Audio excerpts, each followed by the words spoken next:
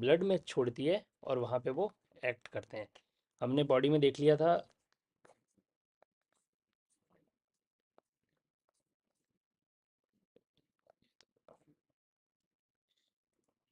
Genital वाला part और ये पैर। Hypothyroid, pituitary, pineal, thyroid, parathyroid, thymus, फिर लंग्स हो गए, हार्ट हो गया था, pancreas, adrenal, kidney, adrenal, kidney और हमारे जेनाइटल्स यानी कि ओवरीज और टेस्टिस। ठीक है, समझ आ गया यहाँ तक का। तो कल हमने हाइपोथैलेमस और पिट्यूटरी के बारे में पढ़ लिया था। हाइपोथैलेमस से क्या होता है, हॉर्मोन्स निकलते हैं जो पिट्यूटरी को स्टिमुलेट करते हैं। पिट्यूटरी बाकी ग्लैंड्स को या फिर ऑर्गन्स को जहाँ पे जाके एक्ट करना होता है वो एक्ट करते हैं। हार्मोन हाइपोथैलेमस से क्या निकलता है, corticotropic releasing hormone CRH, thyrotropic releasing hormone, growth hormone releasing hormone, और हाँ सीआरएच, टीआरएच, और ये क्या बोलते हैं, gonadotropic releasing hormone, FSH LH. Pituitary में हमने देखा था कि दो पिट्यूटरी, हाइपोथैलेमस में दो हार्मोन्स हैं जो बनते हैं, ऑक्सीटोसिन और एडीएच। एडीएच को वेसोप्रेसिन भी बोलते हैं, कई जगहों पे इसको वेसोप्रेसिन भी बोलते हैं। फटाफट एक बार कल का रिवाइज कर लेते हैं।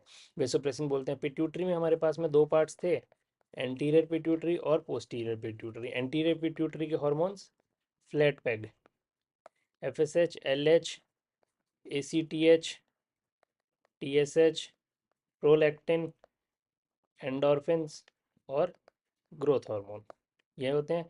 पोस्टीरियर पिट्यूटरी जो हाइपोथैलेमस की ये दो हार्मोन्स होती हैं, ये सिक्रीट करती है, ऑक्सीटोसिन और एडीएच। बेसिकली बनते हाइपोथैलेमस में है, फिर न्यूरो हाइपोफाइसिस के थ्रू वो हाइपोथैलेमस से पिट्यूटरी में आते हैं, और पिट्यूटरी का जो पोस्टीरियर वाला पार्ट है वहाँ पे स्टोर होते हैं थोड़ी सी देर के लिए और वहाँ से सिक्रीट होते हैं।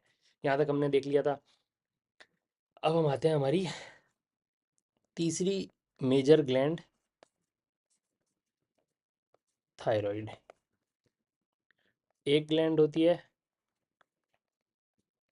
गले में, होती है नेक में, होती है एक ग्लैंड होती है। थायराइड हार्मोन बेसिकली मोटा मोटा दो हार्मोन रिलीज करती है थायराइड, थायरॉक्सिन और calcitonin.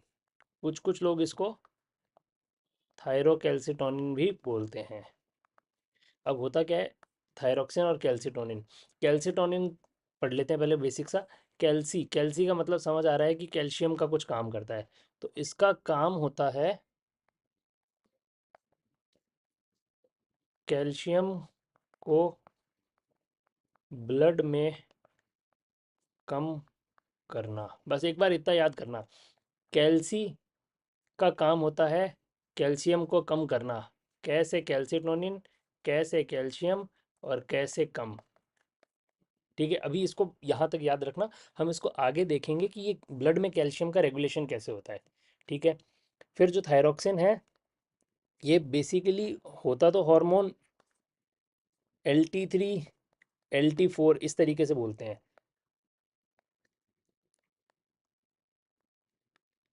Thyroxine hormone BMR maintain करता है।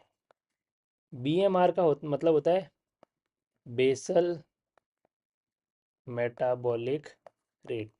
कोई भी इंसान एक नॉर्मल समय में उसके शरीर में मेटाबॉलिज्म कैसा चल रहा है, वो मोटा है या पतला है, वो गर्म है या ठंडा है, वो हाइपर है या डिप्रेशन है। तो उस तरीके से किसी का नाम नहीं लूँगा पर तुम लोग जानते हो कि इस सब में कौन फिट बैठता है अपने डिपार्टमेंट में। ठीक है, जो पूरे टाइम हाइपर रहे, जो पूरे टाइम गरम रहे, जो पूरे टाइम ऐसे चिल्ला चौट करता रहे, तो ऐसे में बोलते हैं BMR बहुत हाई होता है उन लोगों का। ये लोग कितना भी खाना खा ले मोटे नहीं होते। तो थायरॉक्सिन का काम बेसिकली क्या होता है, शरीर की अच्छी मेंटेनेंस करा के रखना। तो नॉर्मल क्या करता है ये, BP मेंटेन करता है, हार्ट रेट मेंटेन करता है, sugar levels maintain maintain maintain का मतलब कम हो रही है तो ज़्यादा करेगा, ज़्यादा हो रही है तो कम नहीं करता, सिर्फ कम हो रही है तो ज़्यादा करता है। बीपी मेंटेन कर लिया, हार्ट रेट मेंटेन कर लिया, शुगर कर लिया, हीट स्टेटस कर लिया, फिर आपका जो चेतना है, चेतना यानी कि आलसपन है, जो मेंटल स्टेट है उसको मेंटेन करके रखना। तो ऐसे करके ओवरऑल शरीर को स्वस्थ रखने का। हाँ, जो अपनी गैस्ट्रिक मोबिलिटी है, गैस्ट्रिक मोबिलिटी मतलब आंतों की मूवमेंट, उसको कंट्रोल करके रखना। फिर फ्लूइड बैलेंस मेंटेन करके रखना, ये सब काम होते हैं थायरॉक्सिन के। अब होता क्या है, थायरॉक्सिन हमारे पास में या तो कम हो सकता है, जिसको बोलते हैं हाइपोथायरॉयडिज्म, या थायरॉक्सिन ज़्यादा हो सकता है, जिसको बोलते हैं हाइपरथायरॉयडिज्म। पहले अपन इनके लक्षण देख लेते हैं एक बार, ठीक है। हाइपोथायरॉयडिज्म में क्या होगा, आदमी का बीपी कम रहेगा, आदमी की हार्ट रेट कम रहेगी, उसको कॉन्स्टिपेशन रहेगा क्योंकि मूवमेंट नहीं हो रही, क्योंकि इसका फ्लूइड कंट्रोल में बहुत काम होता है, तो इसमें वेट गेन होगा, मोटा होगा। अब अपन ने देखा था कि ये टेम्परेचर हीट स्टेटस को भी मेंटेन करता है। तो जिन मरीजों में थायराइड कम होता है उन लोगों को ठंड बहुत लगती है, इसको बोलते हैं कोल्ड इंटॉलरेंस, मतलब थोड़ी सी सर्दी आते ही कांपने लग जाएंगे, ठीक है। बीपी कम रहेगा, हाइपोथायराइड कम रहेगा, वेट लॉस गेन रहेगा, उनको सूजन रहेगी पूरे शरीर में, एनासार का हो सकता है, उनकी चमड़ी मोटी हो जाएगी। ये तो वो है जब नॉर्मल है, लेकिन अगर बहुत कम हो गया तो उनमें डिप्रेशन हो सकता है, उनका जो मेंटल डेवलपमेंट है वो रुक सकता है। अब इसका हमें क्या लेना देना, तो इन केस जब प्रेग्नेंट होती है लेडीज़, उनमें अगर थायराइड कम हो जाए, T3 मतलब थायराइड समझना, T3 T4 एक ही है। अ, समझने के लिए कि कई बार T3 बोल दूंगा, कहीं T4 बोल दूंगा, तो उससे कंफ्यूज मत होना, अपने लेवल पे T3 और T4 एक ही चीज़ है।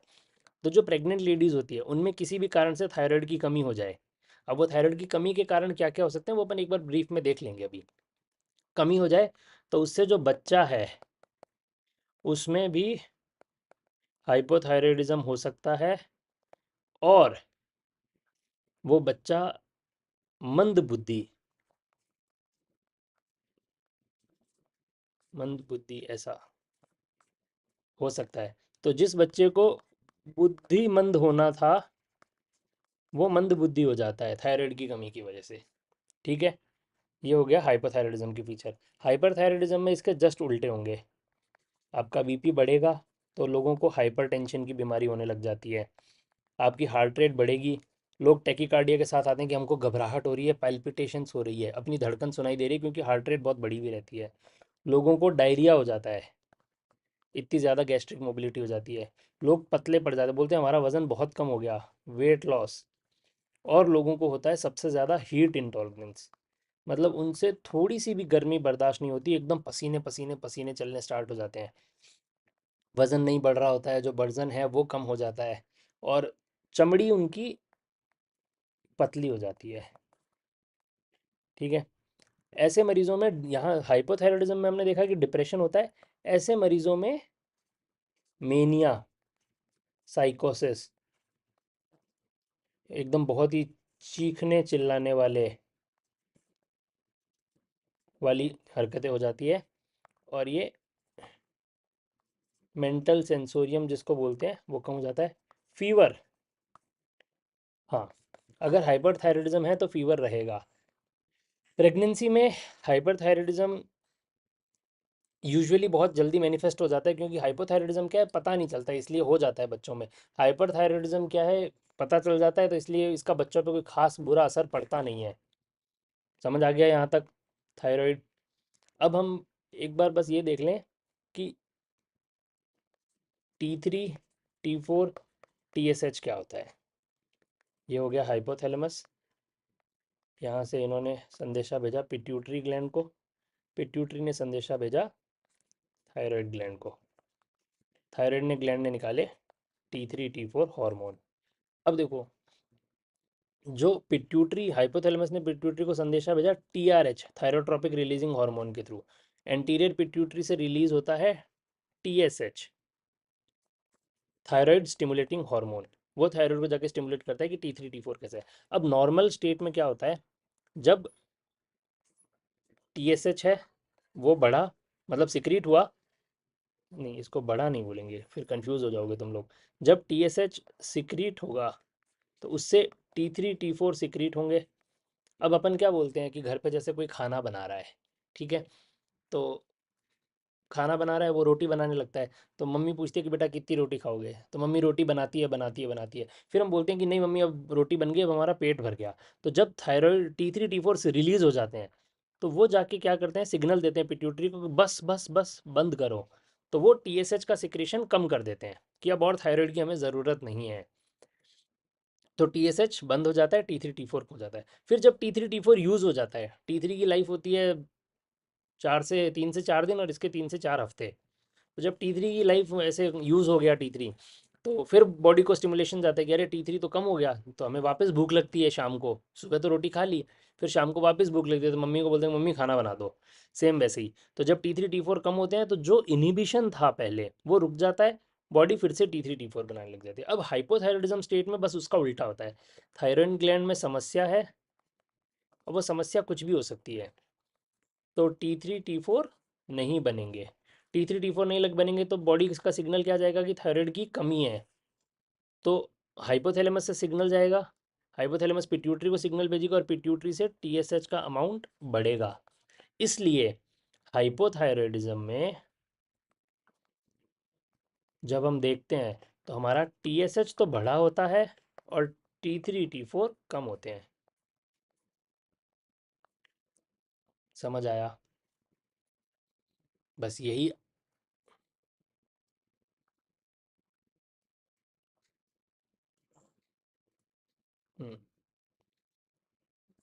हाइपरथायरॉयडिज्म में इसका जस्ट उल्टा होता है,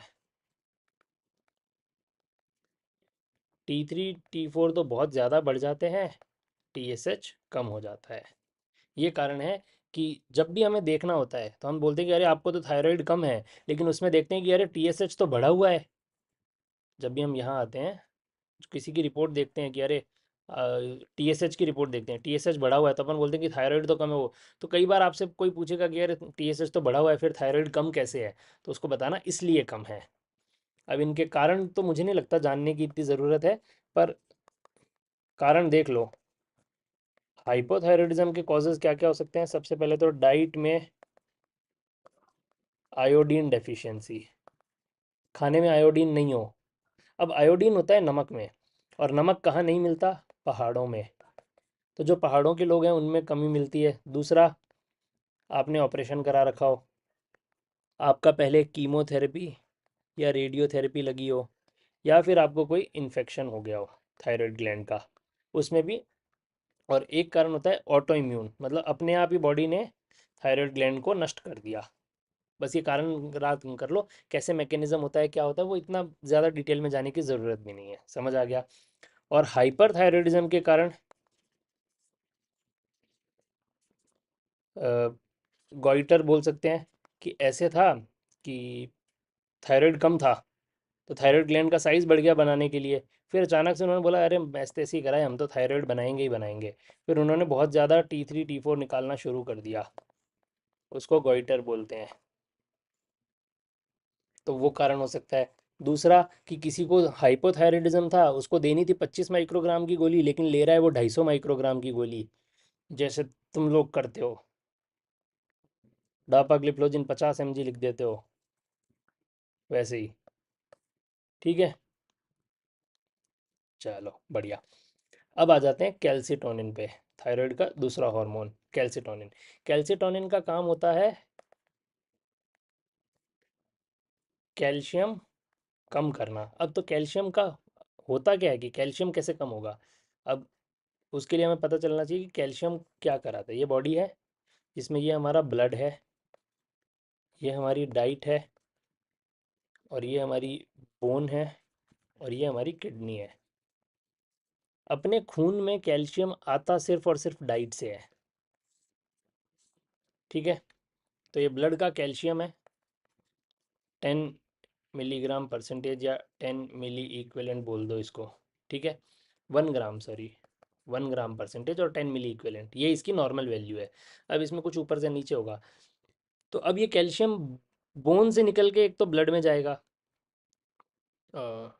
ब्लड से निकल के, सॉरी, बोन में जाके जमा हो जाएगा, तो हड्डी मजबूत होती है। ठीक है। और दूसरा, किडनी में जाएगा और किडनी से बाहर जाएगा। तो ब्लड से कम होने के दो रास्ते, या तो बोन में चला जाए या किडनी में चला जाए। ठीक है, किडनी के थ्रू बाहर चला जाए। और ब्लड में आने के, खून में आने का सिर्फ एक ही रास्ता है कि डाइट से आए, डाइट से आंत के द्वारा आता है। तो अब कैल्सिटोनिन क्या करता है, ये वाला जो काम है, यहाँ पे कैल्सिटोनिन काम करता है कि जो बोन है, बोन में डिपोजिशन करा देता है, तो हड्डियाँ मजबूत कर देता है, ऐसे करके कम कराता है। तो कई बार क्या होता है कि जब थायराइड ग्लैंड का कोई कैंसर वैंसर हो जाता है, तो वहाँ से कैल्सिटोनिन ज़्यादा निकलता है, उसमें अपनी हड्डियाँ एकदम कैल्शियम से भर जाती है, एकदम कड़क हो जाती है, तो उनके टूटने की संभावनाएं ज़्यादा होती है। बस इतना ही समझना है। कैल्सिटोनिन होता है कैल्शियम मेटाबॉलिज्म के काम में आता है, और ब्लड में कैल्शियम को कम करता है। ख़त्म बात। ठीक है। तो गले की हमारी दो ग्लैंड, एक ग्लैंड हो गई थायराइड, दूसरी ग्लैंड हो जाती है पैराथायराइड। यहाँ तक कोई डाउट हो तो जल्दी बताओ।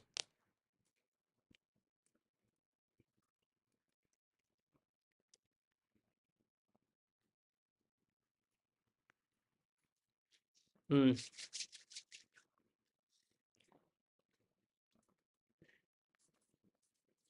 डाउट्स? तो फिर अपन आगे बढ़ें। कितना डिले चल रहा है?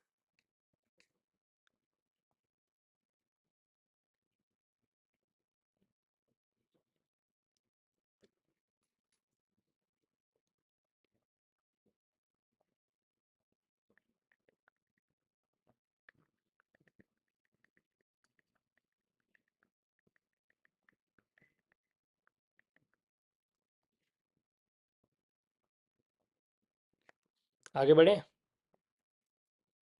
बात है, कोई बता ही नहीं रहा, चलो कोई बात नहीं। ठीक है, आगे बढ़ते हैं। Parathyroid gland. अब पैराथायराइड ग्लैंड क्या होती है, ये गले के अंदर, जैसे ये हमारी थायराइड ग्लैंड की कुछ इस तरीके की फ़ोटो होती है, उस पे छोटी छोटी, छोटी छोटी 4 पैराथायराइड ग्लैंड्स होती है। एक हार्मोन रिलीज़ करती है जिसको बोलते हैं पीटीएच, यानी कि पैराथॉर्मोन। और इसका काम होता है कैल्शियम बढ़ाना ब्लड में, बॉडी में नहीं, ब्लड में। अपन सारी चीज़ें ब्लड के रिलेटिव बात करेंगे, तो सेम वही कहानी, ये ब्लड, ये हमारी बोन्स, और ये हमारी किडनीज। तो इसका काम होता है ब्लड के अंदर कैल्शियम बढ़ाना। तो अब देखो, जो किडनी से जो जा रहा है उसको तो बहुत ज़्यादा रोक नहीं पाता ये, लेकिन बोन से उठा के ब्लड में डालता रहता है। तो कोई ऐसी बीमारी जहाँ पे हाइपर पैराथायरॉयडिज्म हो जाए, तो वहाँ पे जो बोन का कैल्शियम है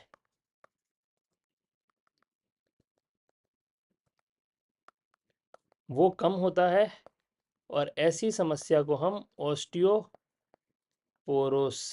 या फिर ऑस्टियोपीनिया बोलते हैं। तो उम्र के साथ साथ, मतलब जैसे जैसे आपकी एज बढ़ती है, वैसे वैसे आपका पीटीएच भी बढ़ता है, तो आपके जो बोन की हड्डियां हैं वो कमज़ोर हो जाती है। सीकेडी के मरीज़ों में पीटीएच बहुत ज़्यादा बढ़ता है, उनकी भी हड्डियां कमज़ोर हो जाती है और वो फ्रैक्चर हो जाती है। बस इतना सा है पैराथॉर्मोन का काम। तो गर्दन में हमारे पास में दो हड्डियां थी, दो ग्लैंड्स थी मोटी मोटी, थायराइड और पैराथायराइड, ये एक बार देख लो इसको। थायराइड और पैराथायराइड। थायराइड में दो हार्मोन थे, थायरोक्सिन कैल्सिटोनिन। थायरोक्सिन का हमने देख लिया मेटाबॉलिज्म के काम में आता है। कैल्सिटोनिन ब्लड में कैल्शियम कम करता है, सी सी सी। क कैल्सिटोनिन, कै कैल्शियम, कै कम। और पैराथॉर्मोन जो होता है वो कैल्शियम ब्लड के अंदर बढ़ाता है, ब्लड के अंदर लेवल्स बढ़ाता है। चलो, अगली जो ग्लैंड आती है इंपॉर्टेंट, वो है पेनक्रियास। पेनक्रियास को हिंदी में बोलते हैं, कोई पूछ रहा था कि क्या बोलते हैं, अग्नाशय बोलते हैं क्या शायद, जितना मेरे को याद है।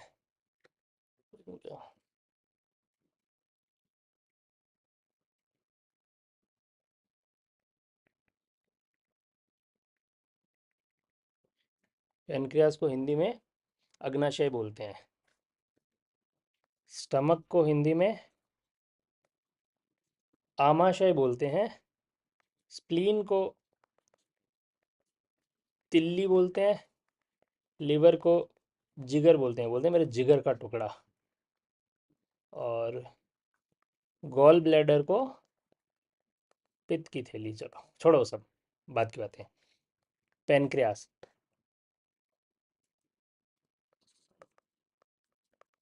पेनक्रियास में हमारे पास में जो हॉर्मोन्स होते हैं वो मेनली ग्लूकोज मेटाबॉलिज्म के काम के होते हैं।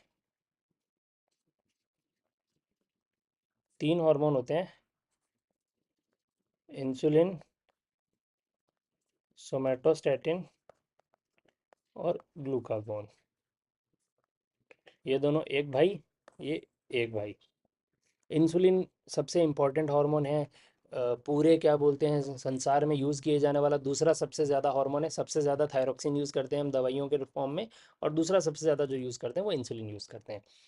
तो इंसुलिन के बारे में ही पढ़ेंगे अपन, बाकियों के तो सिर्फ नाम लिख दो तो भी बहुत है। इंसुलिन क्या करता है? ग्लूकोज मेटाबॉलिज्म के काम में आता है। ब्लड शुगर मेंटेन करता है।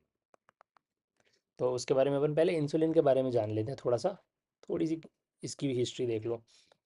इंसुलिन है, पेनक्रियास में बनता है। पहले बनता है प्री प्रो इंसुलिन, फिर उससे बनता है प्रो इंसुलिन। ऐसा ना, पहले सिर्फ कच्चा माल आता है, फिर उसको ढलाई होती है, फिर उसके ऊपर पेंट होता है। तो ऐसे ही सबसे पहले बनता है प्री प्रो इंसुलिन, फिर उससे बनता है प्रो इंसुलिन, फिर उससे बनता है इंसुलिन। अब इंसुलिन में ए प्लस बी प्लस सी चेन्स होती है। ह्यूमन बॉडी में सी चेन अलग हो जाती है, जिसको सी पेप्टाइड बोलते हैं, और ए और बी चेन जो है वो साथ में मिलके इंसुलिन बनाती है। जो बाहर से जो देते हैं उसमें सिर्फ ए और बी चेन्स होती है, क्योंकि काम की चीज़ यही है। सी पेप्टाइड अलग हो जाती है। इसलिए अपने को अगर कभी शरीर में देखना हो कि बॉडी में इंसुलिन बन रहा है कि नहीं बन रहा है सही मात्रा में, तो आपको चेक करना चाहिए सी पेप्टाइड लेवल्स। ठीक है। तो इंसुलिन का काम क्या है? शुगर कम करना। अब शुगर कम करना क्या होता है? सेम वही कहानी, फिर वही फोटो बनाएंगे। ये हमारा ब्लड है, ये हमारी सेल्स है, ये मसल है, ये ब्रेन है, ये हार्ट है। ठीक है। और ये डाइट है। डाइट में है, जी का मतलब ग्लूकोज है। डाइट में है हमारे पास में ग्लूकोज। ग्लूकोज दिख रहा है साफ, ग्लूकोज ग्लूकोज ग्लूकोज। डाइट से ब्लड में आएगी ग्लूकोज। ठीक है। ये glucose glucose glucose glucose glucose भरी हुई है। अब क्या हमारे खून के अंदर पड़ी ग्लूकोज हमारे काम की है? नहीं। आपके खून के अंदर कुछ भी पड़ी हो, कोई काम की नहीं है, जब तक वो आपके यूज़ में नहीं आ रही। इसका मतलब ऐसे समझो, आपके सामने बहुत सारे पैसे पड़े हैं, लेकिन क्या वो काम के हैं जब तक आप उनको सही जगह पे यूज़ नहीं कर पाओ? बोले सर काम के तो हैं ही। काम के कैसे होंगे? तुम जाओगे कुछ सामान खरीदोगे तभी तो काम आए। तुम्हारा मन किया कि आज मेरे को कपड़े खरीदने हैं, तुम कपड़े की दुकान पे जाके खरीदोगे। आज मेरे को मोबाइल खरीदना है तो मोबाइल के दुकान पे जाके खरीदोगे। ऐसे ही जिस जिसको इंसुलिन ज़रूरी है उसके काम, जब तक उसको इंसुलिन नहीं मिलेगा तब तक खून के अंदर चाहे कितना ही हो, चाहे 500 mg इंसुलिन ही हो, लेकिन अगर 500 mg ग्लूकोज भी क्यों ना हो, लेकिन अगर हमारी बॉडी में वो ग्लूकोज सेल्स के काम में नहीं आ रहा तो वो बेकार है। तो ब्लड से इंसुलिन ग्लूकोज को उठा के सेल्स को देना। ठीक है। ब्लड से ग्लूकोज उठा के मसल्स को देना, ब्रेन को देना। ठीक है। हार्ट को नहीं, क्योंकि हार्ट, अब ऐसा होता है कि अगर सब चीज़ें दिल के हिसाब से चल रही होती तो सब कुछ कितना अच्छा होता। चल जा। हार्ट ग्लूकोज का यूज़ नहीं करता। हार्ट यूज़ करता है फैटी एसिड का।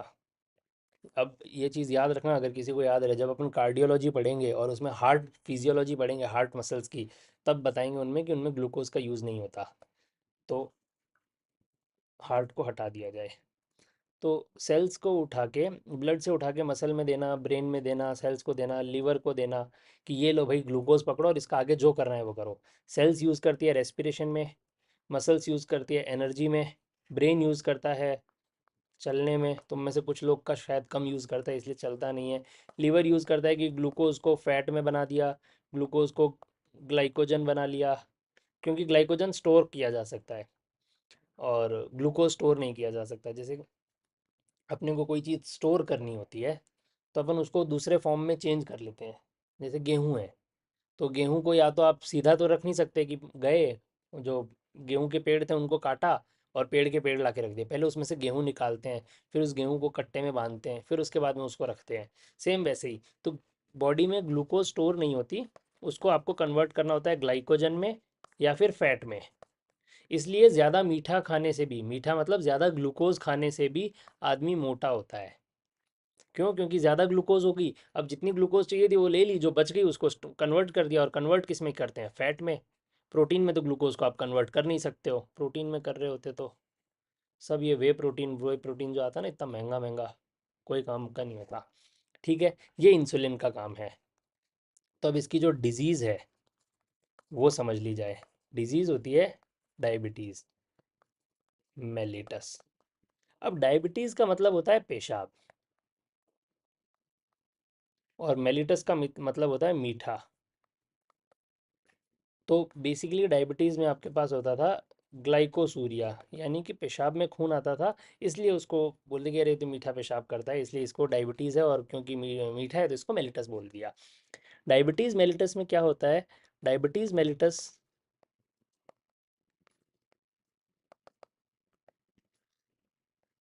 इंसुलिन की या तो एब्सोल्यूट कमी हो जाए कि कोई आदमी के पास पैसा है ही नहीं, एब्सोल्यूट करीब है, या फिर रिलेटिव या रेजिस्टेंट आ जाए। जैसे कि मैं पहले, आज से 5 साल पहले मेरे पास एब्सोल्यूट गरीब था, मैं, मेरे पास पैसे ही नहीं थे, और अब मैं रिलेटिव गरीब हूँ, कि मेरे पास पैसे हैं पर मैं उनको यूज़ नहीं कर सकता क्योंकि मैं मेरे खाते में डाल के पासवर्ड भूल गया, उस तरीके से। या फिर यूँ बोलूँ कि अब मेरे पास में इतने सारे पैसे हैं, इतने सारे पैसे हैं, पर सारे पुराने 500 1000 रुपए के नोट हैं। तो जब एब्सोल्यूट डेफिशिएंसी हो जाए, यानी कि शरीर में इंसुलिन बन ही नहीं रहा, तो उसको बोलते हैं डायबिटीज़ मेलिटस टाइप 1, या फिर यंग ऑनसेट डायबिटीज़, जो बच्चों में होती है, जवान लोगों में होती है। इसके ट्रीटमेंट में सिर्फ और सिर्फ इंसुलिन देते हैं। और अगर रिलेटिव डेफिशिएंसी हो जाए, रिलेटिव का डेफिशिएंसी मतलब इंसुलिन तो है शरीर में, ठीक है, पर ये काम नहीं कर पा रहा, क्योंकि इंसुलिन काम करता है रिसेप्टर के थ्रू। ये रिसेप्टर खराब हो गए, या फिर इंसुलिन पूरा नहीं बना, चाहिए था हमको 100 यूनिट, 400 यूनिट, और बना है मान के चलो सिर्फ 100 यूनिट, तो सिर्फ 100 यूनिट तो काम कर लेगा, बाकी 300 यूनिट की भरपाई कहाँ से करोगे? इसलिए या तो रिसेप्टर खराब हो, या पेनक्रियाज में थोड़ी खराबी हो, या फिर सेल्स खराब हो। इसको बोलते हैं डायबिटीज़ मेलिटस 2। इसमें आप ट्रीटमेंट में ओरल एंटी डायबिटिक ड्रग्स या फिर ओरल हाइपोग्लाइसेमिक एजेंट्स देते हैं, जैसे कि अपन पढ़ते हैं मेटफॉर्मिन, ग्लिमिप्राइड, सीताग्लिप्टिन, विल्डाग्लिप्टिन, वोग्लिबोज, पायोग्लिटाजोन, ये सब, या फिर इंसुलिन दे सकते हो। लेकिन इसमें सिर्फ और सिर्फ जो पार्ट ऑफ ट्रीटमेंट है वो इंसुलिन है, और उसके अलावा कोई दवाई काम नहीं करती। ठीक है, समझ आया यहाँ तक? आगे बढ़ें। प्लीज़ थम्स अप कर दो एक बार, तो थोड़ा पता रहे कि आगे चलना है कि नहीं चलना।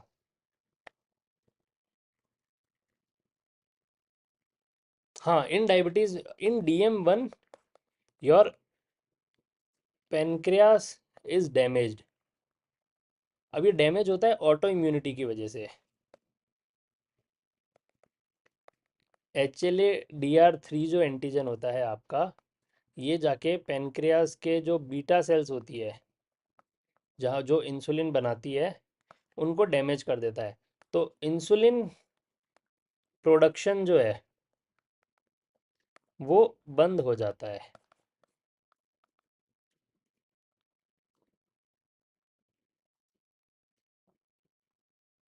Head not working in DM2।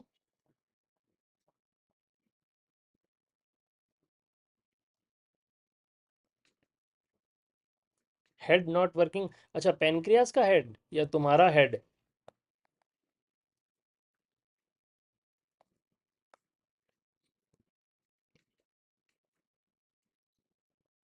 हम्म।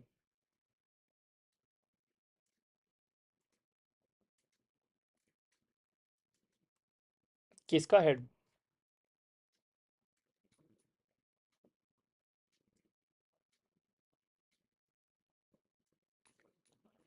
चलो कोई ना, ठीक है।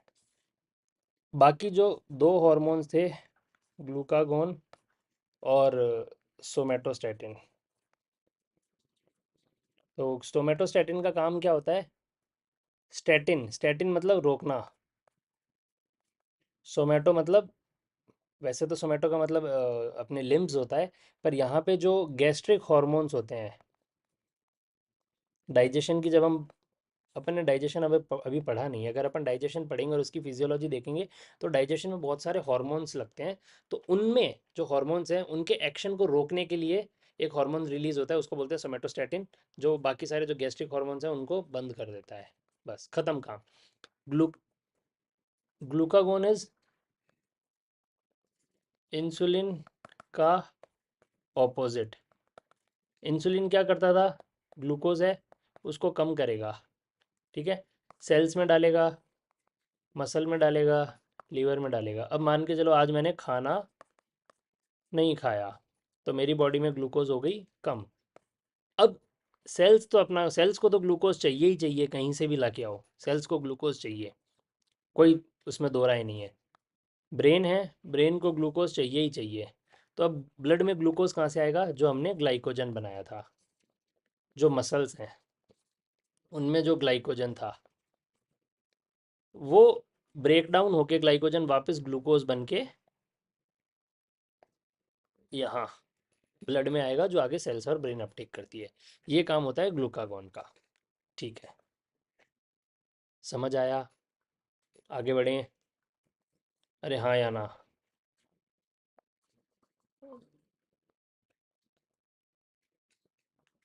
बोलो, चलें आगे?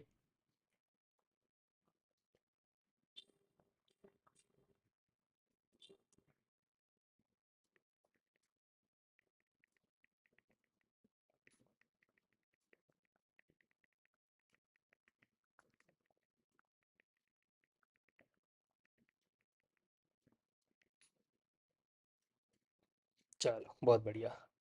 ओनली तनिष्का ऐसे हाथ दिखा रही है, बाकी सब लोग कहाँ हैं? ऐसा नहीं होगी, हाँ सर हम तो आ गए थे। चलो ठीक है। अगला, अगली जो हमारी ग्लैंड्स आती है वो है एड्रिनल्स। इनको सुप्रा रीनल ग्लैंड भी बोलते हैं। नहीं, इंसुलिन टू टाइप्स का कहाँ है? इंसुलिन एक ही टाइप का है।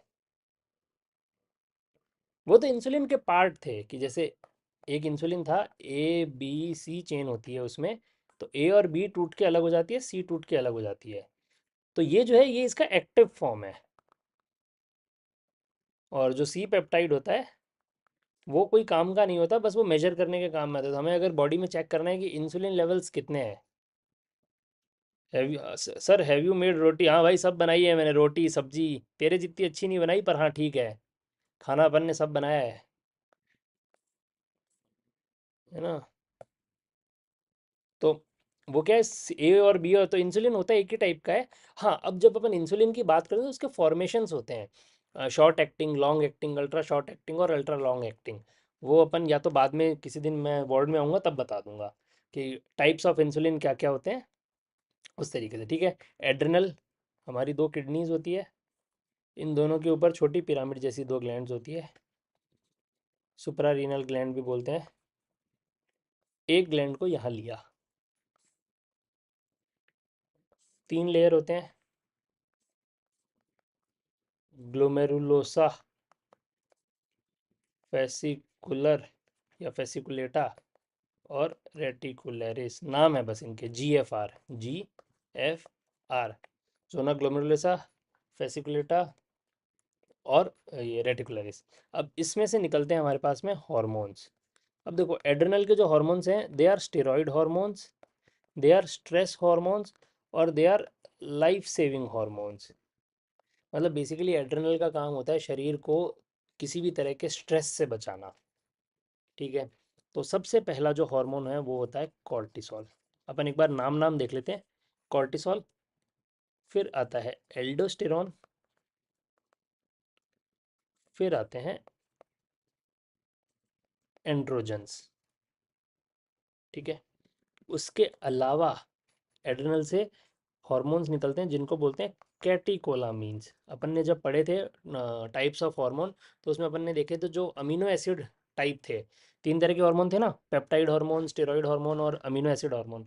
तो अमीनो एसिड में एक तो अपन ने पढ़ा था थायरॉक्सिन, दूसरे थे कैटिकोलामीन्स हार्मोन, यानी कि नॉर एड्रेनलिन और एड्रेनलिन। ठीक है, तो ये पांच हार्मोन्स होते हैं जो इम्पोर्टेंट हैं, cortisol, aldosterone, androgens, nor adrenaline, adrenaline. इनमें से भी अगर कोई दो ज़्यादा पढ़ने को बोला जाए तो एक कॉर्टिसोल, एल्डोस्टेरॉन और नॉरेड, ये इनके बारे में हमें पता होना चाहिए। तो हम सबसे पहले देखते हैं कॉर्टिसोल। कॉर्टिसोल को स्ट्रेस हार्मोन भी बोलते हैं। सेम काम क्या है, बॉडी मेटाबॉलिज्म के काम में आता है। बॉडी की फंक्शनिंग जो है वो प्रॉपर करता है। इम्यूनिटी रेगुलेट करता है। हाइड्रेशन जो है वो रेगुलेट करता है। तो ये सारी चीज़ें कॉर्टिसोल का काम होता है।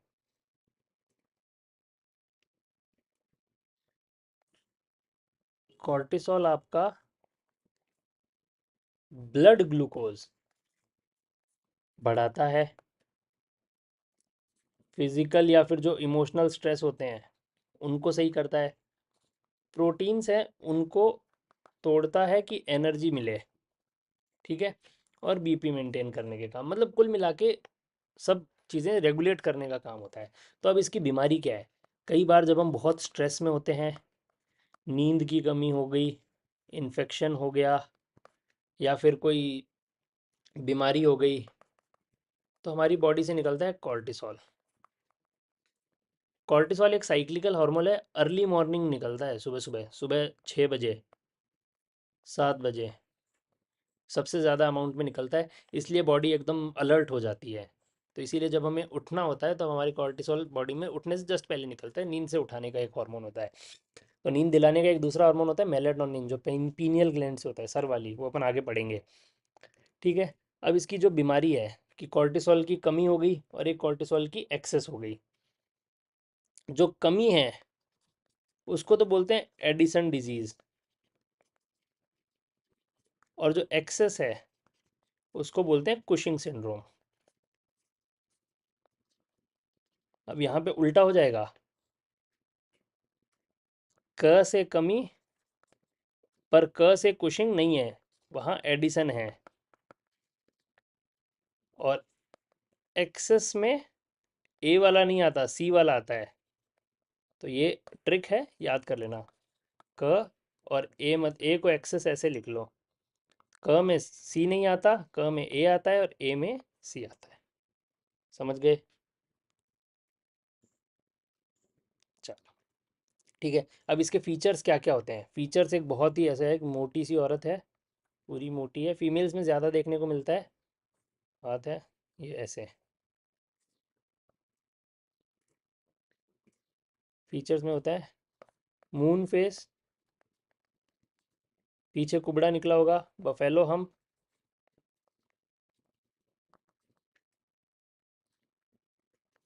बॉडी में पेंडुलर ओबेसिटी, पर्पल कलर के निशान रहते हैं शरीर पे, purple striae, hair loss, skin peeling, etcetera etcetera, ये सारी चीज़ें होती है कुशिंग सिंड्रोम में।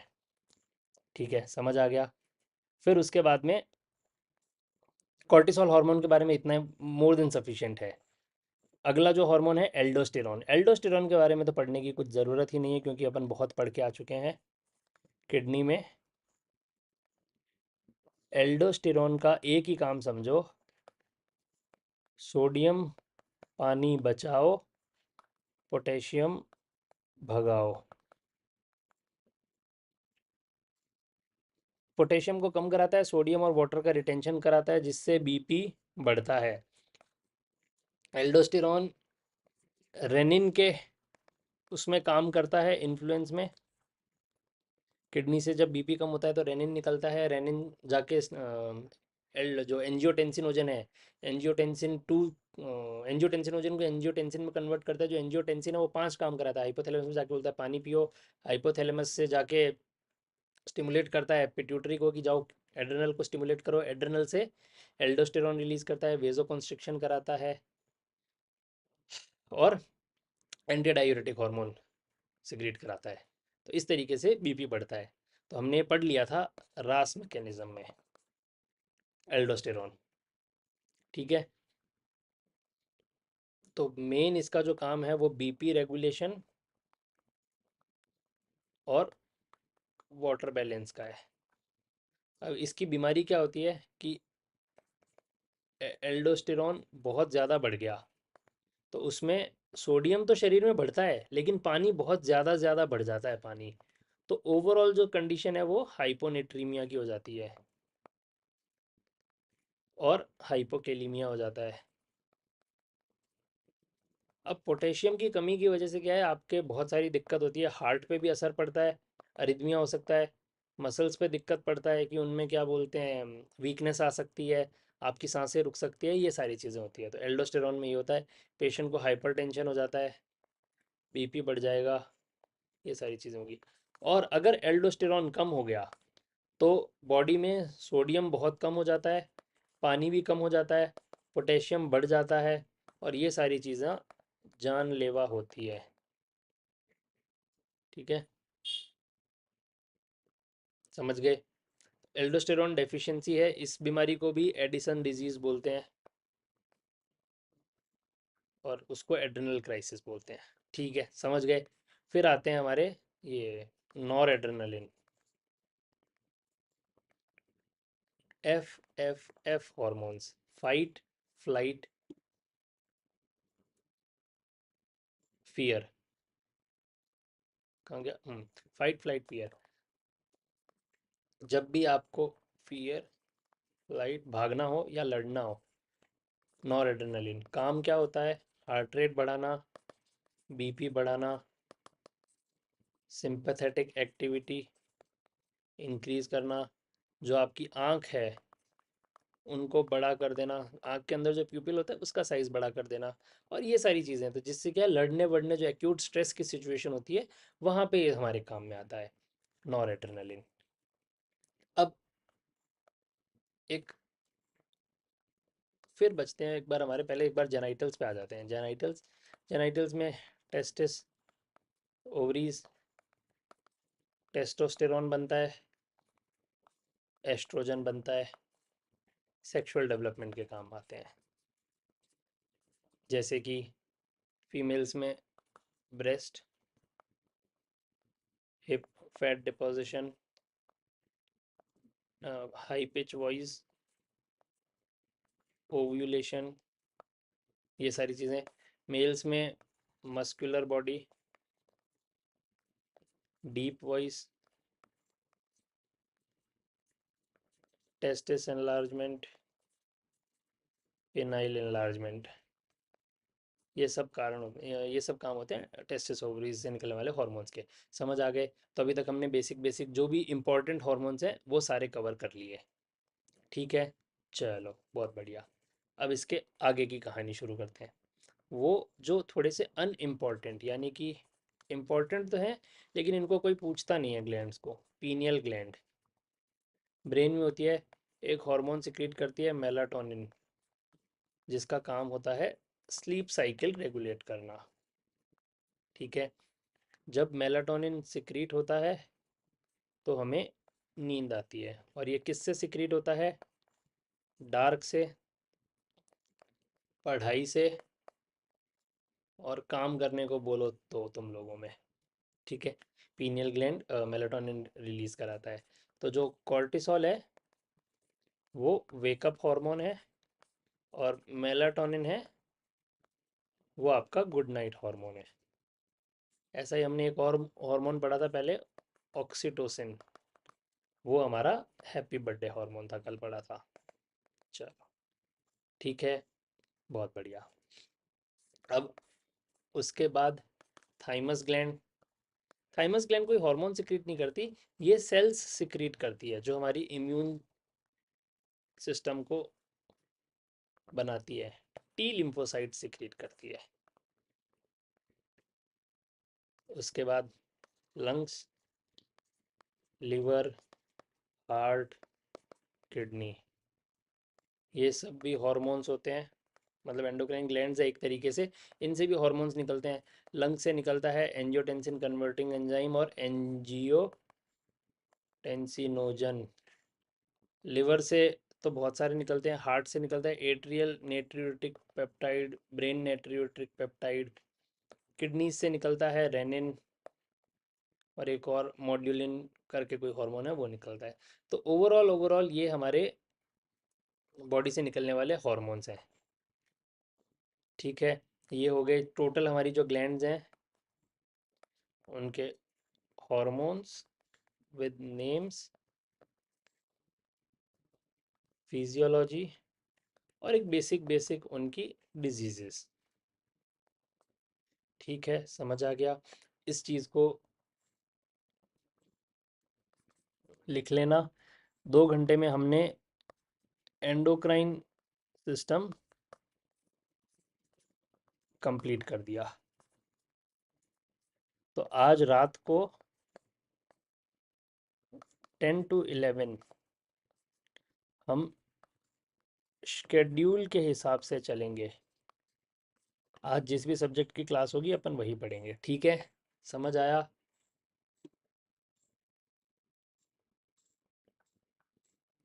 कोई डाउट्स? लास्ट में मेरे को लगा थोड़ा ज़्यादा जल्दी हो गया है।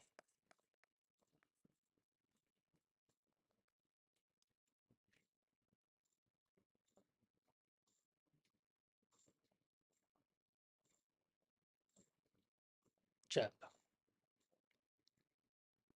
ठीक है भाई, बहुत बढ़िया। It was nice teaching you guys.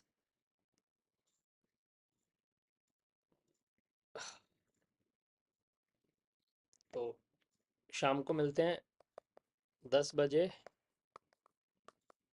और ये वीडियो तुम लोग शायद बाद में देखो तो 1.25x पे देखना, इजी समझ आएगी। चलो, हाँ भाई, करेंगे करेंगे, बिल्कुल करेंगे लक्ष्मण, ग्लास भिड़ाएंगे। संडे है आज, छुट्टी है तो। चलो, बाय बाय।